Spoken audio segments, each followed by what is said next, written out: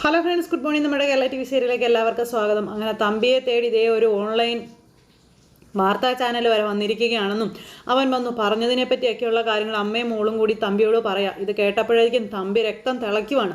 അവന് കാശ് കൊടുത്ത് ആരും ഇറക്കിയതാണെന്നൊക്കെ തമ്പി പറയുമ്പോൾ അബി ആയിരിക്കും, അബി അല്ലാണ്ട് വേറെ ആരും ഇത് ചെയ്യില്ല, ജാനകി എന്നൊരു വീട്ടമ്മയുടെ കാര്യമൊക്കെ അവൻ ഘോരം പ്രസംഗിക്കുന്നത് ഞാൻ കേട്ടു എന്നൊക്കെയുള്ള കാര്യങ്ങൾ അപർണ ഇങ്ങനെ പറയാം. അത് കേട്ടപ്പോൾ അതുവരെ സംഹാര താണ്ഡവം ആടിക്കൊണ്ടിരുന്ന തമ്പി സൈലൻ്റായി. ഞാൻ എന്തെങ്കിലും പറഞ്ഞാൽ അച്ഛനും മോൾക്കും രസിക്കില്ല എന്നും പറഞ്ഞ് പുള്ളിക്കാരി പറയുമ്പോൾ നീ ഒന്നും പറയണ്ട, ഞാൻ വൃത്തികേട്ട് ചെയ്തെന്നല്ലേ നീ ഇപ്പോഴും നിന്റെ മനസ്സിൽ വെച്ചിരിക്കുന്നത്, നീ അങ്ങനെ തന്നെ വെച്ചോളാം തമ്പി പറയുക. അന്നേരം അച്ഛൻ ആരെങ്കിലും വിളിച്ച് വാർത്ത പുറത്ത് വരാതിരിക്കാൻ നോക്ക്, കാശ് കൂടുതൽ കിട്ടിയാൽ അയാൾ ചിലപ്പോൾ വാർത്ത പുറത്ത് വിടാതിരുന്നാലോ, നമ്മുടെ അവസ്ഥ ഇപ്പം അങ്ങനെ ആയി പോയച്ചാ, കാല് പിടിക്കേണ്ട ഗതികേടിലാണ് നമ്മളിപ്പോൾ ഉള്ളതെന്നൊക്കെ അച്ഛനോട് മകള് പറയണം. ഗ്രഹണത്തിന് നീർക്കോലി കടിച്ചാലും വിഷം കയറുമെന്നാ വൈപ്പ് എന്നും പറഞ്ഞുകൊണ്ട് തമ്പി എന്നവരും അവിടെ നിന്ന് ഇങ്ങനെ പറയുന്നു. അത് കേട്ടപ്പോൾ പുള്ളിക്കാരിക്ക് പേടിയുണ്ട്, ഇത് നാറ്റക്കേസാകുമെന്നുള്ളത്. അപ്പോൾ ഞാൻ ആ ചാനൽ പ്രൊഡ്യൂസർ സജിൻ സാറിനെ ഒന്ന് കാണട്ടെ, അങ്ങനെ കാണുമ്പോൾ ഈ ഓൺലൈൻ ചാനലുകളൊക്കെ ആയിട്ട് നല്ല ബന്ധമുണ്ട്, ഞാൻ നോക്കട്ടെ എന്ന് പറഞ്ഞുകൊണ്ട് തമ്പി അവിടെ നിന്ന് പോരുന്നു. തമ്പി പോകുന്ന സമയത്ത് നീ പോകുന്നില്ലേന്ന് അമ്മ മോളോട് ചോദിച്ചു. നേരെ ഇരുട്ടാറായി, നീ ചെല്ലാൻ പറഞ്ഞു. ആ ചതിയന്മാരുടെ കൂടാരത്തിൽ ചെന്ന് കയറാൻ മനസ്സ് തോന്നുന്നില്ല എന്ന് അപർണ പറയണു. എന്നിട്ട് അപർണ ഇങ്ങനെ നിൽക്കുക കേട്ടോ, അവരുടെ നീക്കങ്ങൾ അറിയാൻ അവിടെ നിന്നല്ലേ പറ്റൂ, അതുകൊണ്ട് ഞാൻ പോവുകയെന്ന് പറഞ്ഞു. അപ്പോൾ ഇത് അവസാനിച്ച് കണ്ട് മരിച്ചാൽ മതിയായിരുന്നു എന്ന് പറഞ്ഞ് അമ്മ അകത്തേക്ക് കയറിപ്പോയി. അത് കഴിഞ്ഞ് പിന്നെ കാണിക്കുന്ന അളകാപുരിയിൽ അവർ, അതായത് അമല്, നിരഞ്ജന, അബി, ജാനകി ഇവരെല്ലാവരും കൂടെ നിന്ന് സംസാരിക്കാം. അപ്പോൾ അദ്ദേഹം ചികിത്സിച്ച് ഒരുപാട് പേരെ ഭേദപ്പെടുത്തിയ കാര്യങ്ങളൊക്കെ പറയാം നിരഞ്ജന, അതായത് നമ്മുടെ രാധാമണി അമ്മയെ കൊണ്ടാക്കിയ ആശ്രമത്തിൽ. അപ്പോൾ അവിടെ ചെന്ന് കണ്ടപ്പോൾ എനിക്ക് ഒരുപാട് പ്രതീക്ഷയൊക്കെ വന്നു. ആവേശത്തോടെ പോയ അബിയേട്ടൻ എന്തുകൊണ്ടാണെന്ന് അറിയില്ല പെട്ടെന്ന് മൂഡ് ഓഫ് ആയതുപോലെ തോന്നി എന്ന് ജാനകി പറയാം. യാത്രക്കിടയിൽ ജാനകിയും അങ്ങനെ തന്നെ ആയിരുന്നുവെന്നും ഭക്ഷണം കഴിക്കാൻ കയറിയിട്ട് കഴിക്കാതെ ഇറങ്ങി പോരുകയാണ് ചെയ്തതെന്നും പിന്നെ മിണ്ടിയിട്ടില്ല എന്നും അഭി ഇങ്ങനെ പറയണു. ജാനകി അതൊന്നും മിണ്ടാതെ നിൽക്കുക. അത് കേട്ടിട്ട് എന്തായാലും നമുക്കൊന്ന് നോക്കാം അഭിയേട്ടാ, ഇനി മറ്റെവിടെ കൊണ്ടുപോകാനാണെന്ന് പറഞ്ഞ് നിൽക്കുമ്പോഴാണ് അപർണ വരുന്നത്. വെടികൊണ്ട് മൃഗത്തെ പോലെ ഒരു കള്ളക്കേസിന് പോയിട്ട് ജയിക്കാൻ ഇത്തരം ചീപ്പ് പരിപാടികൾ ചെയ്യരുതെന്ന് പറഞ്ഞു. നാണോ മാനോ ഉണ്ടോ എന്നൊന്നും ഞാൻ ചോദിക്കുന്നില്ല, കുടുംബത്തിൽ പിറന്ന ആരും ഇങ്ങനെ ഒരു നാലാംകട പരിപാടി ചെയ്യില്ല എന്ന് പറഞ്ഞ് അപർണ വന്ന് പറഞ്ഞുകൊണ്ട് നിൽക്കുമ്പോഴാണ് അങ്ങോട്ടേക്ക് നമ്മുടെ അജയ് ഇറങ്ങി വരുന്നത്. കേസ് മുന്നോട്ട് കൊണ്ടുപോകാൻ ഇതല്ലാതെ വേറെ ഒരു വഴിയില്ലായിരുന്നു എന്നൊക്കെ ചോദിച്ചു. ഇതിനേക്കാളും നല്ലത് എവിടെയെങ്കിലും പോയി ചത്ത് തൊലയുന്നല്ലായിരുന്നു എന്നൊക്കെ ചോദിക്കുമ്പോൾ ഇവരെല്ലാവരും അന്തം വിട്ട് അപർണയെ നോക്കുക കേട്ടോ. ഇതെന്താന്ന് ഇവർക്കാർക്കും ഒന്നും മനസ്സിലാകുന്നില്ല. നീ ഇങ്ങനെ തുള്ളാതെ നിന്നുള്ള കാര്യം പറയാൻ പറഞ്ഞു അമൽ. അന്നേരം നിനക്ക് ഇത്രയ്ക്ക് നോവാൻ ഇപ്പം എന്താ ഉണ്ടായെന്ന് ചോദിച്ചു. കള്ളസാക്ഷികൾക്ക് ട്രെയിനിങ് കൊടുക്കൽ മാത്രമല്ല അജയ് നടക്കുന്നത്, ഇവിടെ നടക്കുന്നത് എന്തൊക്കെയാണെന്ന് അറിയാവുമെന്ന് ചോദിച്ചുകൊണ്ട് ന്യൂസുകാരൻ വന്ന കാര്യങ്ങളൊക്കെ പറഞ്ഞു. അതൊക്കെ കേട്ടപ്പോൾ ഇവർ അത്ഭുതപ്പെട്ട് നിൽക്കുക. അല്ല, എന്തിനാണ് അയാൾ വന്നത്? അപ്പോൾ രാധാമണി വാരിച്ചാർ കേസിൻ്റെ പ്രതിയുടെ വീട് കണ്ട് റിപ്പോർട്ട് ചെയ്യാൻ അയാൾ വന്നതെന്ന കാര്യം അപർണ ഇങ്ങനെ പറയുമ്പോൾ അതാണോ എന്ന് ചോദിച്ചാൽ അബി ഇങ്ങനെ നിൽക്കുക. അപ്പോൾ ജാനകിക്ക് ഇങ്ങനെ നോക്കുക കേട്ടോ. അതിന് പെറ്റീഷൻ കോടതിയുടെ പരിഗണനയിൽ വന്നിട്ടില്ലല്ലോ, പിന്നെ ഇങ്ങനെ അത് കേസാകുമെന്ന് അജയ്. അത് തന്നെയാണ് ഞാനും ചോദിക്കുന്നതെന്നും പറഞ്ഞ് അപർണ ഈ വാർത്ത അയാളുടെ കാതിലെത്തിച്ചത് ഇവരല്ലാണ്ട് പിന്നെ ആരാണെന്നൊക്കെ ചോദിച്ചു. ജാനകിയൊക്കെ അന്തം വിട്ടിങ്ങനെ നിൽക്കുക കേട്ടോ. അപർണ വെറുതെ അറിയാത്ത കാര്യങ്ങൾ പറയാൻ നിൽക്കരുതെന്ന് അബി അന്നേരം പറഞ്ഞു. ഞങ്ങൾക്കൊരു ചാനലുകാരുടെയും ആവശ്യമില്ല, ഞങ്ങളുടെ കേസ് ജെനുവിനാണെന്ന് പറഞ്ഞപ്പോൾ പിന്നെ ഇങ്ങനെ വാർത്ത ലീക്കായി. അയാളോട് ഞാൻ ഇറങ്ങിപ്പോകാനായിട്ട് പറഞ്ഞു. ഉടനെ ക്യാമറ ഓൺ ചെയ്ത് അയാൾ വിളിച്ചു പറഞ്ഞത് എന്താണെന്ന് അറിയോ നിങ്ങൾക്ക്? രാധാമണി വാരസ്യാരെ മാനഭംഗപ്പെടുത്തിയ പടനിലത്ത് തമ്പിയുടെ വീട്ടിലാണ് ഞാനിപ്പോൾ നിൽക്കുന്നതെന്ന്. അത് കേട്ടപ്പോൾ ഇവരെല്ലാവരും അന്തം വിട്ടിങ്ങനെ നിൽക്കുക. ഇവരൊന്നും അറിഞ്ഞ കേസ് പോലും അല്ല. അത് കേട്ടപ്പോൾ പൊളിയായെന്ന് നമ്മുടെ അമൽ അങ്ങ് പറഞ്ഞു. അങ്ങനെ നിന്റെ അച്ഛൻ പടനിലത്ത് തമ്പി വൈറൽ തമ്പിയായി. അപ്പം ചിന്നർത്തര കോമാളി എന്ന് അമലിനോട് ഈ അപർണ ചാടി കയറി പറയുക. നീ വൃത്തികേട് കാണിച്ചവരെ സുഖിപ്പിച്ചിട്ട് നിനക്ക് എന്ത് കിട്ടാനാടാ പോകുന്നത്? അമലിനോട് അപർണ കയറി ചോദിക്കുവാണേ. ഇവരാരും ഒന്നും അറിഞ്ഞതല്ലല്ലോ, ഇവരിങ്ങനെ നിൽക്കുക. അപ്പോൾ ഈ കാണിച്ചത് ആരാണെങ്കിലും നിലവാരമില്ലാത്ത കളിയായിപ്പോയി, എന്താണിതിൻ്റെ പിന്നിലെ രഹസ്യം അല്ലെങ്കിൽ ലക്ഷ്യം എന്ന് അരിയാഹാരം കഴിക്കുന്ന ആർക്കും മനസ്സിലാകുമെന്ന് അജയ് പറയണു. ഇതിനൊന്നും ഇവർ പ്രതികരിക്കുന്നില്ല. ഇവർ രണ്ടുപേരും ഇങ്ങനെ പറഞ്ഞുകൊണ്ടേ ഇരിക്കുക. ആരാ ഏട്ടത്തേക്ക് ഈ ഐഡിയ പറഞ്ഞു തന്നത്? സക്കീർ ഭായി ആണോ പറഞ്ഞതെന്ന്? അത് ഉണ്ണിത്താൻ വക്കീലാണോ പറഞ്ഞു തന്നതെന്നൊക്കെ ചോദിച്ച് അവരുടെ തലയിലെ ഇത്രയും കുബത്തികൾ ഉണ്ടാവുള്ളൂ എന്ന് അജയ് പറയുമ്പം അജയ് വെറുതെ ഞങ്ങളെ സംശയിക്കരുതെന്ന് ജാനകി പറഞ്ഞു. ഞങ്ങളിങ്ങനെ ഒരു വൃത്തികേട് ചെയ്യില്ല എന്ന് പറയുമ്പോൾ വൃത്തികേട് ചെയ്യാഞ്ഞിട്ടാണോടി എൻ്റെ അച്ഛനെ നീ പെണ്ണ് കേസിൽ പെടുത്തിയതെന്ന് ചോദിച്ചപ്പം അത് നിൻ്റെ അച്ഛൻ ഒരു സ്ത്രീയുടെ മാനം കവർന്നു ഭ്രാന്തിയാക്കി പെരുവഴി തള്ളിയതിനാണെന്ന് നമ്മുടെ ജാനകി പറയുമ്പം നിന്റെ കള്ളക്കഥയ്ക്കുള്ള ഉത്തരം കോടതി തരുവടി. നിനക്ക് നന്നായിട്ട് അറിയാം നിന്റെ പെറ്റീഷൻ ചുരുട്ടി ചവറ്റുകൊട്ടയിലിടും എന്നുള്ളത്. അതറിഞ്ഞാണ് എൻ്റെ അച്ഛനെ പരമാവധി സമൂഹത്തിന് മുന്നിൽ നാണം കെടുത്താൻ നീ നോക്കുന്നതെന്നൊക്കെ ഇങ്ങനെ ഈ അപർണ ജാനകിയോട് നിന്നിങ്ങനെ പ്രസംഗിച്ചുകൊണ്ടിരിക്കാം, ആ ഭാഗത്ത് ഇപ്പം തന്നെ തടഞ്ഞോളണമെന്നും അല്ലെങ്കിൽ ഇതിൻ്റെ വരാൻ പോകുന്നത് വലിയ വിപത്തായിരിക്കും എന്നും പറഞ്ഞു. എടി ഞാൻ വിചാരിച്ചാലും ചില വാർത്തകൾ ഉണ്ടാക്കാൻ എനിക്ക് അറിയാമെന്നൊക്കെ അപർണ പറയുക. നീ ആയിരിക്കും കഥാനായിക. അതൊക്കെ കേട്ട് കഴിഞ്ഞപ്പോൾ ഉണ്ടല്ലോ ഇവരിങ്ങനെ ഭയങ്കര ദേഷ്യത്തിൽ ഇങ്ങനെ നിൽക്കുക. ദേ നീ സ്വപ്നത്തിൽ പോലും വിചാരിക്കാത്ത കഥ നീ കേൾക്കേണ്ടി വരും എന്ന് അപർണ ജാനകിയോട് പറയണം. അപ്പോൾ കഥ അറിയാതെ ആട്ടം കാണുകയാണല്ലോ അപർണ. അജയ് എന്ന് പറഞ്ഞ അജയ്യേയും വിളിച്ചുകൊണ്ട് അപർണ എവിടെ നിന്ന് പോയി. കാശ് തരുന്നവൾ വിളിച്ചതല്ലേ, ഏട്ടൻ പിന്നാലെ എല്ലാം പറഞ്ഞു. അമല് എന്താ നിരഞ്ജന നടക്കുന്നത്? അവൾ എന്തീ വിളിച്ച് കുവിയച്ച് പോയത്?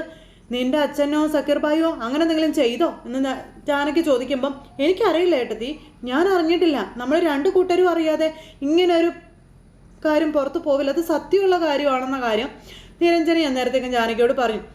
ദേ ഇത് ഒരിക്കലും സംഭവിക്കുന്ന കാര്യമല്ല. ആരെങ്കിലും ഇനി ഇതിന് തുനിഞ്ഞാൽ തന്നെ ഞാൻ അവരെ ഇതിന് പറഞ്ഞയക്കില്ല, ഒരിക്കലും ചെയ്യില്ല എന്ന് അഭിയും പറയാം. ന്യൂസ് പുറത്തു വന്നാൽ ഏത് പൊട്ട ചാനലായാലും അത് ജനങ്ങളിലോട്ട് എത്തുമെന്നുള്ള കാര്യം ഉറപ്പാ. ജനങ്ങൾ തന്നെ ശിക്ഷയും വിധിക്കും. അതാണല്ലോ ഇപ്പം നടന്നു വന്നുകൊണ്ടിരിക്കുന്നത്. ഞാൻ സംശയിക്കുന്നത് സക്കീർ ഭായി ആണെന്നും അബിയേട്ട് അദ്ദേഹത്തെ വിളിച്ച വാർത്ത കൊടുക്കരുതെന്ന് പറയാനായിട്ടും പറയാം. അത് കേട്ട് ഏട്ടൻ അതിൻ്റെ പിന്നാലെ പോകേണ്ട കാര്യമില്ല എന്നും പറഞ്ഞു. ഇത് പറഞ്ഞ് നിരഞ്ജന അങ്ങ് പോയി കഴിഞ്ഞപ്പോൾ അവരതൊക്കെ പറഞ്ഞോട്ടെ, ഏട്ടൻ അതിൻ്റെ പിന്നാലെ പോകേണ്ട കാര്യമില്ല എന്നും പറഞ്ഞ് അമല് അബിയോട് പറഞ്ഞു.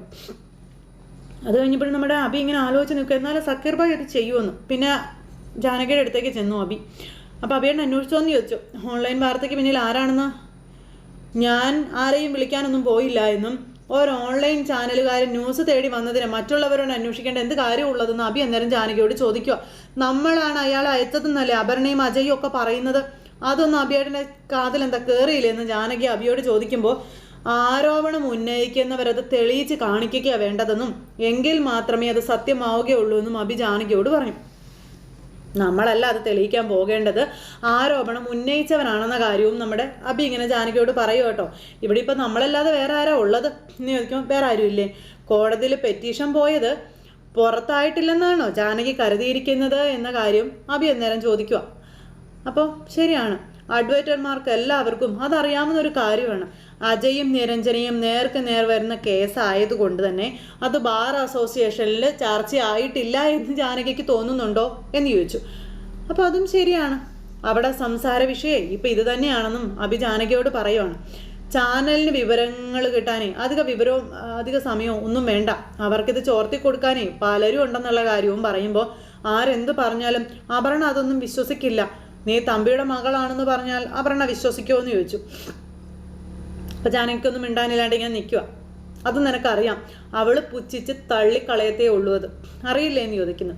നീ അത് വെളിപ്പെടുത്താത്തത് അപർണയുടെ പരിഹാസം സഹിക്കാൻ വയ്യാത്തത് കൊണ്ടല്ലേ എന്നും അഭി ജാനകിയോട് ചോദിക്കുവാണ്. ജാനകി അതിനൊന്നും ഒന്നും മിണ്ടാതെ നിന്നും ഇങ്ങനെ കേൾക്കുക.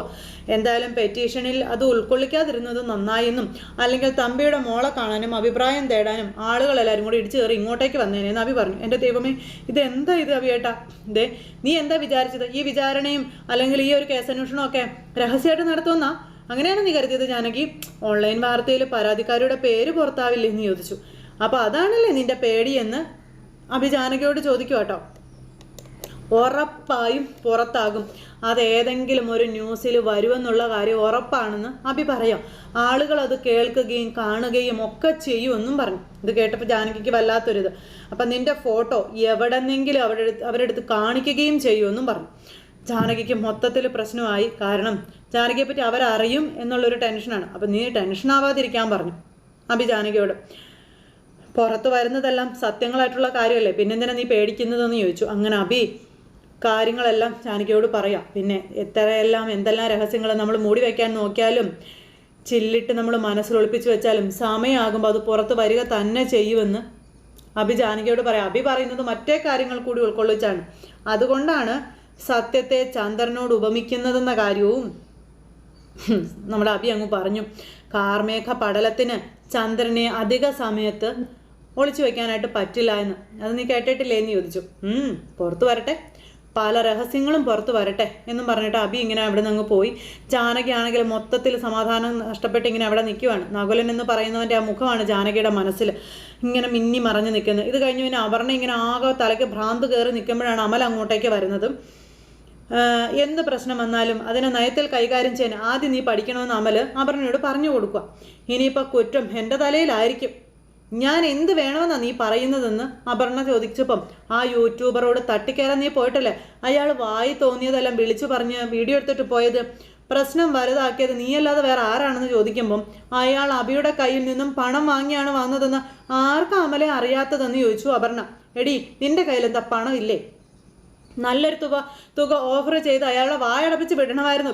പലരും ഇതൊക്കെ തന്നെയല്ലേ ചെയ്തുകൊണ്ടിരിക്കുന്നതെന്ന് അമൽ ചോദിച്ചു. നീ കരുതുന്നത് പോലെ അയാൾ പെട്ടെന്ന് പൊട്ടിമുളച്ച ഒരാളല്ല അമലെ. ഇങ്ങനൊരു കേസിനെ പറ്റി അധികം ആർക്കും അറിയുന്നതല്ല. കാശ് കൊടുത്താണ് ജാനകിയുടെ ആൾക്കാർ അയാളെ അയച്ചിരിക്കുന്നത്. വാങ്ങിയ കാശിന് കൂറ് കാണിക്കാതിരിക്കാൻ അയാളെ കൊണ്ട് പറ്റുമോ? നീ എന്താ ഈ പറയുന്നതെന്നൊക്കെ ചോദിച്ചു. കേസ് തള്ളിപ്പോകുമെന്ന് ഉറപ്പായപ്പോൾ വാദിഭാഗത്തുള്ളവർ നടത്തിയ തരം താഴ്ന്ന പ്രവർത്തികളായി എൻ്റെ വീട്ടുമുറ്റത്തും നടന്നത് മൊത്തം. സോഷ്യൽ മീഡിയയിൽ ഇങ്ങനെയൊരു വാർത്ത വന്നാൽ നിമിഷ നേരം കൊണ്ട് അത് വൈറലാവത്തില്ലേ എന്ന് ചോദിച്ചു. എന്ന് പറഞ്ഞ് ഇങ്ങനെ ഇരിക്കാം നമ്മുടെ അമല നേരം. കോടതി കേസ് പരിഗണിക്കുമ്പോൾ ജനശ്രദ്ധ നേടിയ ആരും പറയാതെ മീഡിയ അങ്ങോട്ടേക്ക് എത്താറുണ്ട്. അത് നീ കാണാറുള്ളതല്ലേ. പലതും തുടങ്ങി വെക്കുന്നത് സോഷ്യൽ മീഡിയയിലുള്ളവർ തന്നെയാണ്. വാദവും വിചാരണയും പൂർത്തിയാകുന്നതിന് മുന്നേ ഇക്കൂട്ടർ തന്നെ വിധിയും പറയും. വാദിഭാഗം ലക്ഷ്യം വെച്ചതും അത് തന്നെയാണ്. ഇതൊന്നും കോടതിയെ ബാധിക്കുന്ന ഒരു കാര്യമല്ല പറഞ്ഞ്. വാദത്തിൽ കഴമ്പുണ്ടെങ്കിലേ കോടതി മുന്നോട്ട് പോകാനായിട്ട് പറയുകയുള്ളൂ. പിന്നെ കുറച്ച് നാണക്കേടും കാര്യങ്ങളൊക്കെ ഉണ്ടാക്കാം. കോടതി പെറ്റീഷൻ തള്ളിയാൽ ആ ഒരു നാണക്കേട് മാറിയും കിട്ടും. നീ മനസ്സുകൊണ്ട് അവരുടെ ഭാഗത്ത് നിൽക്കുകയാണ് അമലെ. കേസ് കോടതിയിൽ എത്തുന്നതിന് മുൻപ് ഇത്തരം നാണം കെട്ട പ്രവർത്തികൾക്ക് പോകരുതെന്ന് പറ. എൻ്റെ ഒരു റിക്വസ്റ്റ് ആണെന്ന് പറഞ്ഞ് എനിക്ക് വേണ്ടി ഇതെങ്കിലും ഒന്ന് ചെയ്ത് തരുമെന്നൊക്കെ അപർണ ചോദിക്കാം. വാദിച്ച് ജയിക്കാനുള്ള മിടുക്ക് കാണിക്കാൻ പറ നിരഞ്ജനയോട്. ഞാൻ ആർക്ക് വേണ്ടിയും ഒന്നും പറയാൻ എങ്ങും പോകുന്നില്ല. സ്നേഹിച്ച് കഴിയേണ്ട സഹോദരങ്ങളാണ് ചേരി തിരിഞ്ഞ് തല തല്ലി കീറാനായിട്ട് നിൽക്കുന്നത്. ചെയ്തയാളെ ശിക്ഷിച്ച് അടങ്ങുമെന്ന് ജാനിയടത്തി. ഒരു കള്ളക്കേസിൽ ആര് കുറ്റം ചെയ്തെന്നാ നീ പറയുന്നത് എന്ന് അപർണ ചോദിക്കാം. അവളെ അനാഥയെന്ന് വിളിച്ചതിനുള്ള പക അവൾ അത് തീർക്കുന്നതാണെന്ന കാര്യം അപർണ പറഞ്ഞു. ഈ കളി നിർത്തിക്കൊള്ളാൻ തുടക്കം മുതലേ നിന്നോട് ഞാൻ പറയുന്നതല്ലേ എന്ന് ചോദിച്ചപ്പം ഒന്നുമില്ലാതെ ആരും കോടതി വരെ പോകില്ല. നിന്റെ അച്ഛന് സ്വഭാവ സർട്ടിഫിക്കറ്റ് കൊടുക്കാൻ നിനക്ക് എങ്ങനെ കഴിയുമെന്ന് ചോദിക്കുമ്പം എനിക്കറിയാം എൻ്റെ അച്ഛൻ ആരാണെന്ന്. എനിക്ക് ജീവനുള്ള കാലത്തോളം എൻ്റെ അച്ഛനെ ഞാൻ സംരക്ഷിക്കുമെന്ന് അപർണ പറയുമ്പം അത്രയ്ക്ക് വലിയ ആത്മവിശ്വാസമൊന്നും നീ കാണിക്കേണ്ട അമലെ. അപർണേ, അപ്പം നീ ചെന്ന ഏട്ടത്തിമാർക്ക് ഓശാന പാട്. ജാനകിക്ക് താങ്ങും തണലുമായിട്ട് ഒരുപാട് പേരുണ്ട്. എൻ്റെ ഭാഗത്ത് ഞാനും ഒരു വക്കീലും മാത്രമേ ഉള്ളൂ. ആരുടെ സപ്പോർട്ടും ഇല്ലാതെ തന്നെ ഇത് വ്യക്തിഹത്യയ്ക്ക് ചമച്ചുണ്ടാക്കിയ കള്ളക്കേസാണെന്ന് അപർണ തെളിയിച്ചിരിക്കും. അതിന് മാറ്റമൊന്നുമില്ല. അന്നും നീ ഇതൊക്കെ തന്നെ പറയണമെന്ന് പറയുമ്പം സ്വന്തം നിഴലിനോട് യുദ്ധം ചെയ്യുന്നവരോട് ഞാൻ എന്ത് പറയാനാണ്? അമ്മ ഇവിടുന്ന് ജീവനോടെ പോയത് അവരുടെ ഭാഗ്യം. കഥ അറിഞ്ഞും കഥ അറിയാതെയും കുറച്ച് പേര് തമ്മിൽ അടിച്ചുകൊണ്ടിരിക്കുന്നു. കണ്ടു നിൽക്കാനല്ലാതെ എനിക്ക് എന്ത് ചെയ്യാൻ പറ്റുമെന്ന് അമൽ ചോദിച്ചു. ജീവിതം തന്നെ വെറുപ്പായെന്ന് പറഞ്ഞ് അമൽ അവിടെ നിന്ന് പോണു. അപർണ നേരം എന്നും പറഞ്ഞുകൊണ്ട് അവിടെ നിൽക്കുക കേട്ടോ. ഈ സമയത്ത് അബി അവിടെ എന്തൊക്കെ ആലോചിച്ച് നിൽക്കുമ്പോൾ ജാനകി അങ്ങോട്ടേക്ക് ചെന്നു. അബിയേട്ടാ എന്നും പറഞ്ഞ് വിളിച്ച്. അപ്പോൾ നീ എന്താ ഉറങ്ങിയില്ലേ നാം അബി ചോദിച്ചു. ആ സമയത്ത് അത് അബിയേട്ടൻ എന്താ ഇവിടെ വന്ന് നിൽക്കുന്നതെന്ന് ജാനകി ചോദിക്കുക. അബിയുടെ മനസ്സിൽ ഒരുപാട് ചോദ്യങ്ങളുണ്ട് ഉത്തരം കിട്ടാതെ. ഉറങ്ങാൻ കിടന്ന ആളല്ലേ, പിന്നെന്താ എഴുന്നേറ്റ് ഇവിടെ വന്ന് നിൽക്കുന്നേ? അപ്പോൾ ഉറക്കം വരാതെ വന്നപ്പോഴാണ് പുറത്തേക്ക് വന്നതെന്നുള്ള കാര്യം അബി ഇങ്ങനെ ജാനകിയോട് പറഞ്ഞു. ജാനകി ഇങ്ങനെ ആകെ ഇതായിട്ട് നിൽക്കുക കേട്ടോ. അല്ല, അപർണയുടെ സംസാരമാണോ അബിയേട്ടൻ്റെ ഉറക്കം കളയുന്നത് എന്ന് ചോദിക്കുമ്പോൾ ചിരിച്ചു അബി. അവൾ സംസാരിക്കാൻ തുടങ്ങിയതേ ഇന്ന് മാത്രമല്ലല്ലോ. എന്നെ അതൊന്നും ബാധിക്കാൻ പോകുന്ന ഒരു വിഷയമേ അല്ല എന്നും അബി ഇങ്ങനെ പറഞ്ഞു. അപ്പോൾ ഇങ്ങനെ ശ്രദ്ധിച്ച് നിൽക്കുക ജാനകി. ഇവൾക്ക് എന്തെങ്കിലും പറയാനുണ്ടെങ്കിൽ ഇപ്പോൾ ഇവളെന്നോട് പറയുമെന്ന് അഭി മനസ്സിലിങ്ങനെ നേരം ചിന്തിക്കുക. ഈ സമയത്ത് നമ്മുടെ ജാനകി ഇങ്ങനെ അഭിയെ തന്നെ ഇങ്ങനെ നോക്കിക്കൊണ്ട് ഇങ്ങനെ ശ്രദ്ധിച്ച് നിൽക്കുക കേട്ടോ. ഒന്നും പറയുന്നുമില്ല. അപ്പം നിനക്കെന്താ ഉറക്കം വരാത്തതെന്ന് അഭി ഇങ്ങനെ ചോദിക്കുമ്പം അതോ ഞാൻ ഓരോന്നിങ്ങനെ ആലോചിക്കായിരുന്നു എന്ന് പറഞ്ഞു. നീ പറഞ്ഞു, ഞാൻ കേൾക്കാം എന്ന് അഭി ഇങ്ങനെ ജാനകിയോട്. കുറച്ച് സംസാരിച്ചാലേ മനസ്സൊന്ന് ശാന്തമാകും എന്ന് അഭി ജാനകിയോട് പറയുക. അല്ലെങ്കിൽ തന്നെ സംസാരിച്ചാൽ തീരാത്ത എന്ത് പ്രശ്നമാണ് ഉള്ളത്? സംസാരിക്കേ, ഉള്ളിൽ അടക്കുമ്പോഴാണ് അത് ഇരട്ടിയാകുന്നതെന്ന കാര്യമൊക്കെ അഭി ഇങ്ങനെ പറഞ്ഞു. ജാനകിയോട് പല രീതിയിൽ അഭി ചോദിച്ചു തുടങ്ങി. അപ്പോൾ അഭിയേട്ടനോട് പറയണോ? നകുലൻ അഭിയേട്ടനോട് എന്തോ പറഞ്ഞിട്ടുണ്ടെന്നും എങ്കിൽ ഇപ്പം അഭിയേട്ടൻ അത് എന്നോട് ചോദിക്കുമെന്ന് ജാനകി ചിന്തിക്കുക. അപ്പോൾ ജാനകിയോട് അഭി ചോദിച്ചു, നിനക്ക് എന്നോട് എന്തെങ്കിലും പറയാനുണ്ടോയെന്ന്. എന്താ അഭിയേട്ടാ, എന്താ കാര്യം? അല്ല, എന്തെങ്കിലും എന്നോട് പറയാനുണ്ടെങ്കിൽ നീ പറഞ്ഞോളാൻ പറഞ്ഞു. അഭിയേട്ടൻ ചോദിക്കട്ടെ, എല്ലാം പറയാൻ ഞാൻ തയ്യാറാണെന്ന് ജാനകി ഇങ്ങനെ മനസ്സിൽ ചിന്തിക്കാം. എന്തിനടഞ്ഞ അധ്യായം ഞാൻ വീണ്ടും എടുക്കുന്നു. അപ്പോൾ അഭി അവിടെ നിന്ന് ചിന്തിക്കുകയാണ്, എന്തായാലും ഞാനായിട്ട് അവളോട് ഇത് ഒരിക്കലും ചോദിക്കില്ല. അങ്ങനെ രണ്ടുപേരും മനസ്സിൽ പല ചിന്തകളുമായിട്ട് ഇങ്ങനെ നിൽക്കുക. രണ്ടുപേരും അങ്ങോട്ടും ഇങ്ങോട്ടും ചോദിക്കുന്നില്ല. അതുകൊണ്ട് അതൊരു വലിയ ബോംബായി അവരുടെ ഇടയിൽ ഇങ്ങനെ നിൽക്കുന്നു. അഭി ഓർക്കുന്നത് ജാനകി എന്തോ വലിയ തെറ്റ് ചെയ്തിട്ടുണ്ടെന്നുള്ള രീതിയിലാണ്. ജാനകി ആണെങ്കിൽ അഭിയേട്ടനോട് പറഞ്ഞാൽ അഭിയേട്ടനത് എന്ത് കരുതും എന്നുള്ള രീതിയിൽ. അങ്ങനെ രണ്ടുപേരും അങ്ങോട്ടും ഇങ്ങോട്ടും ഇതിനൊരു വ്യക്തത ഇല്ലാതെ നിൽക്കുന്നൊരു ഇന്നത്തെ കഥ അവസാനിച്ചു. അപ്പോൾ എല്ലാവരും കാത്തിരുന്ന് കാണണേ. എല്ലാവർക്കും നല്ലൊരു ദിവസം ആശംസിക്കാം കേട്ടോ. നന്ദി.